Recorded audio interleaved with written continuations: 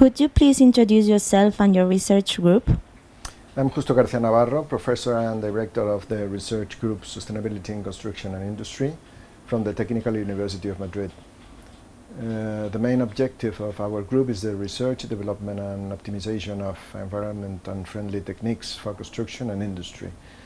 And this group leads the activities of the Technical University of Madrid in the project, but we have also collaborators from other UPM's research groups. What is the role of your team in the GtoG project? Our team is leading the preparatory actions, which are related to the analysis of the current and best practices in plasterboard deconstruction, recycling and manufacturing processes over the 8 target countries of the project. In fact, the different current practices have already been compiled and analyzed.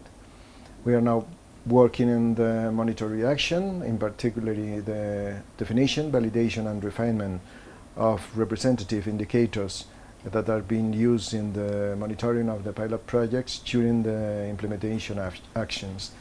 In parallel, and also related to the monitoring actions, we are now assessing the carbon footprint of the landfilling versus recycling route of the plasterboard waste. The results obtained during the monitoring of the pilot projects will provide us the basis for the best practices formulation that we want to achieve at the end of the project. Why do you think it is important to have the perspective of academics on the topic? Academic always brings added value to the research projects, especially in this kind of consortiums in which 17 partners are working in different European countries. The participation of the university provides objective and rigorous research and analysis together with technical expertise. On the other hand, the dissemination activities promoted by the university provide the needed consistency and accuracy for the reliability of the project results. The society has evolved towards a greater sustainable approach in the last decade. In this respect, what are the obstacles that we are still facing? Well, as far as sustainable consumption and production is concerned, we are still far away from a real corporate social responsibility. On the other hand, although the transformation to a low carbon economy has already started, there is still a long way to go, and all sectors of society need to be aware of the necessity of public awareness on climate change. Let us know further details in regards to waste management practices. The amount of waste generated must be prevented and minimized, prioritizing reuse and recycle, and limiting other ways of material recovery, and above all, avoiding disposal. Different European countries, such as the Netherlands or the region of Flanders in Belgium, have already established a successful waste management scheme for the majority of the waste fractions generated. We are sure that the rest of the countries will achieve similar rates of waste being reused and recycled in the coming years. Which are the consequences of inadequate construction and demolition waste management? Let me answer your question the other way around. I would prefer to underline the benefits of a proper waste management, and probably the main ones are the avoidance of primary mineral resource depletion and the landscape preservation. How can the contribution of the construction sector help the whole Europe to achieve the targets established under the Directive on Waste by 2020?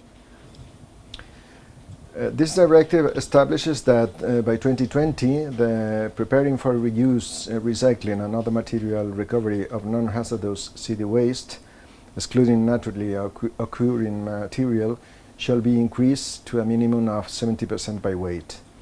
Therefore, the construction sector has a crucial role towards achieving this target, promoting recycling of construction and demolition wastes and the use of materials presenting recycled content.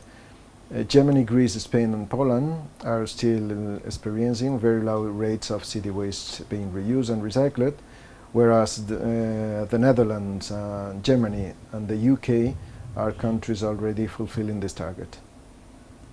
Regarding construction and demolition waste, recycling and reuse, which are the challenges remaining for achieving recycling at a very high proportion in the construction sector?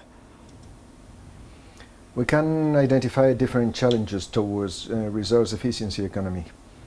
Systematic compliance with the existing regulations, higher and standardized landfill tax in the European countries, and limitation of legal alternative disposal routes that may limit recycling and reuse of construction materials. Is Europe homogeneous when talking about gypsum waste management and recycling?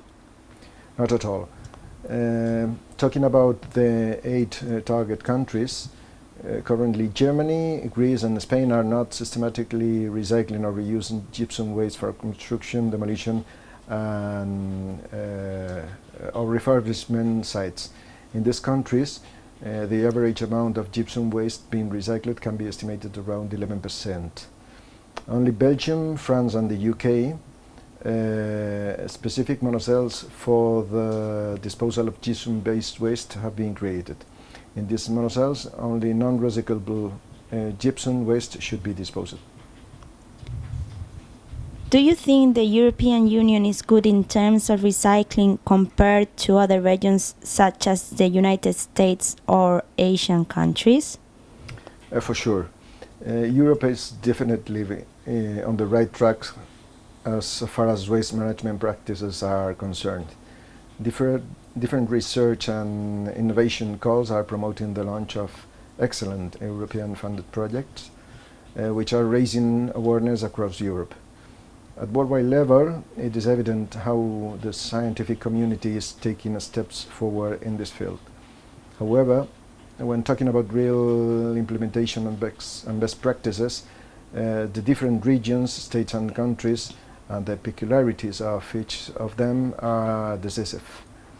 Furthermore, a multi-criteria assessment model based on economic, environmental, policy, social and technical aspects categorized in 6 factors that influence the existing of a market for city waste recycling has been defined in the framework of the GtoG project. We are currently working in the improvement of this model. Do you think the experience of the European Union in the field of sustainability can benefit other countries in the world? Yes, of course. Not only the European Union, but also the international scientific community and the different stakeholders are working together towards a resource efficiency and low carbon economy. Would you like to add anything else?